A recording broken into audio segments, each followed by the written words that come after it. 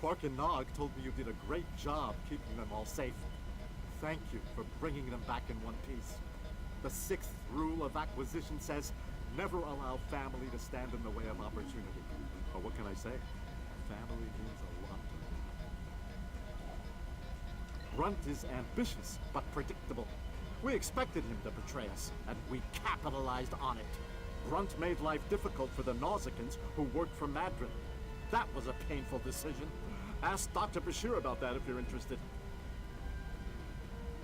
Brunt made the mistake of dealing with someone more ambitious than he was. Madron came to me shortly after Brunt made him an offer, and I made Madron a counter-offer he couldn't refuse. I think I just came up with a new rule of acquisition. It's not smart to turn down a deal with the Grand Aegis. I'm pretty sure Madron would agree with me. There's something I'm curious about. The Herc stole the Sword of Kahless from the Klingons a long time ago, but no one seems to know why. They didn't eat it, so there must be something about it they value. And we Ferengi are all about value. Perhaps the lab's sensors and equipment can tell us more. Maybe it's made of a rare, precious metal.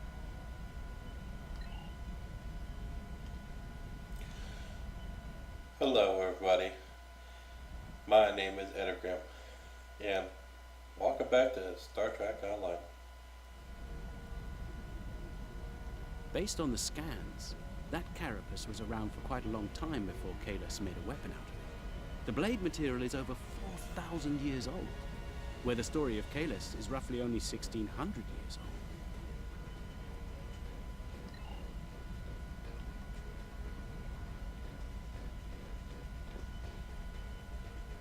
Now, this is interesting.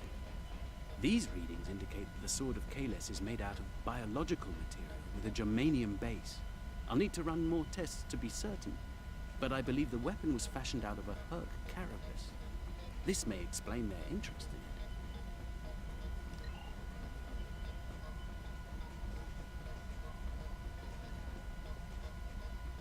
I'm reading traces of multiple radiation types within the blade. Discounting the type that likely came from the Iconians, there are still clear traces of thermobaric and tetrionic radiation. I believe we could cross-reference Alliance and Dominion star charts and easily determine where these traces of radiation originated from. We have a 4,000-year-old weapon made of a Herc carapace. My analysis of the radiation within the blade should allow us to narrow down its point of origin. I've had the computer working on that as we speak. Let's have a look. Cross-referencing all known Alliance and Dominion star charts, and voila! There's one system that contains all of the conditions we've isolated. Havas Kul, at the edge of Dominion space. It's possible we've just discovered the location of the Herc homeworld. We should forward this information to the appropriate parties at once. This could be the breakthrough we've been looking for. Sounds impressive and valuable. Rule 21 part. Never place friendship above profit.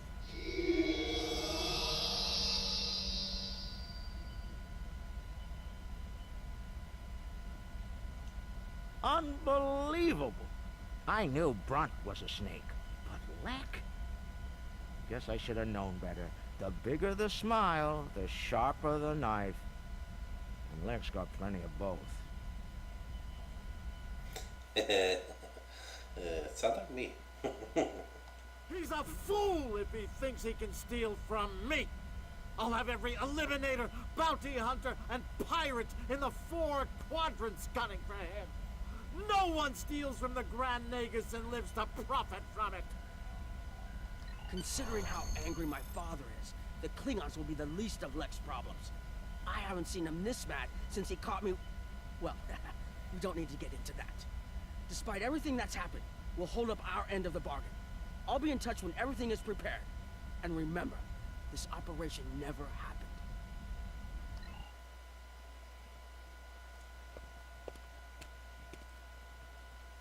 Think they bought it?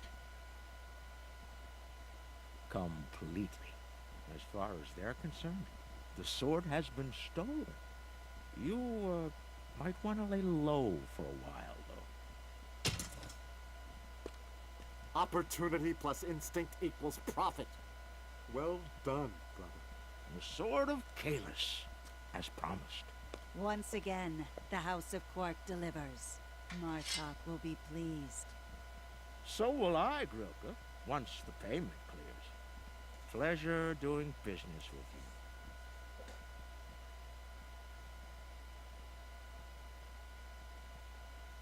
Researchers led by my friend Dr. Bashir have isolated several fascinating aspects of Herc biology. I'm told this data provides insight on their native environment, specifically a metallic planetoid orbiting a pulsar within a nebula. There's one system that meets these requirements, Havas Kul in the Gamma Quadrant. I'm going there to investigate along with Captain Kira in the Defiant. Dr. Bashir will accompany us as well. His insight will be critical to the mission's success. Dr. Bashir will need to end this conflict on Havas Kul. If he's right, and he often is, I'm willing to travel to the heart of enemy territory. Won't you join us? Yeah. Be seeing you. So, my guess, go through the wormhole.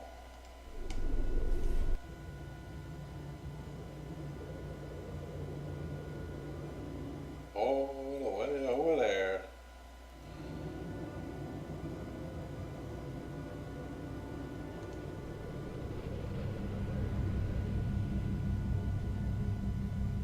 Fly through a star to get there.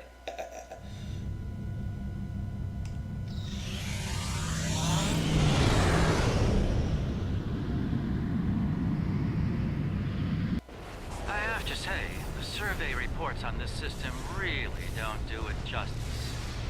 The nebula, the pulsar, dark energy, and the Herc home. Nor I. Isn't that strange? One would think they'd place a heavy guard on their home system. How peculiar. Let's use this opportunity to look around. Quietly, of course.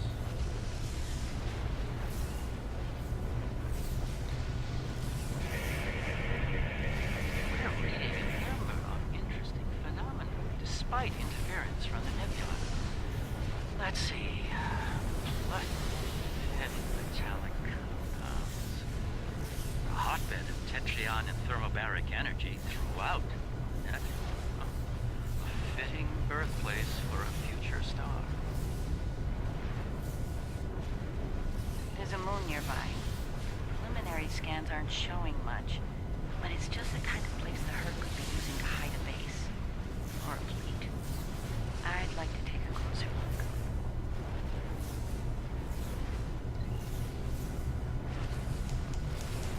The pulsar's throwing off a lot of hazardous energy. Most astute, Captain. Let's make the appropriate shield adjustments.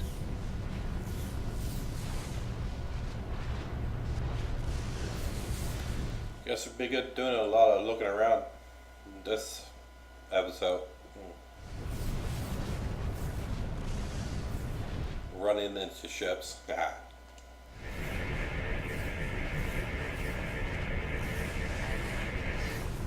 Scans are showing a lot of bare rock, but no metals or compounds. It's a lot like Like it's being completely stripped of anything remotely useful? The calling card of the Herc, if I'm not mistaken. Perhaps we should send down a probe just to be absolutely sure. There could be some Herc down there, hidden by the nebula's effect on our senses.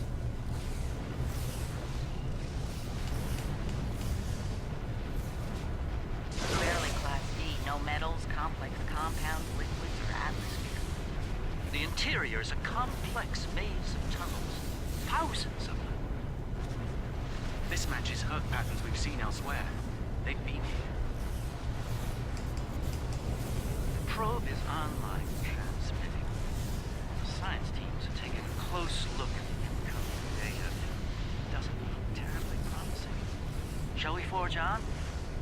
There's a lovely planet nearby, no doubt filled with the bounty of toxic rocks and metallic salts.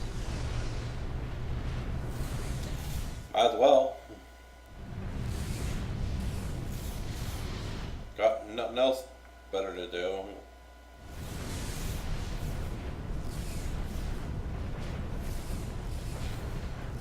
Alright, well, I hope that you enjoyed the show. And if you did, subscribe, like, and hit the bell so you get more episodes. And please visit my Patreon site. And don't forget to tell your friends about me. Goodbye.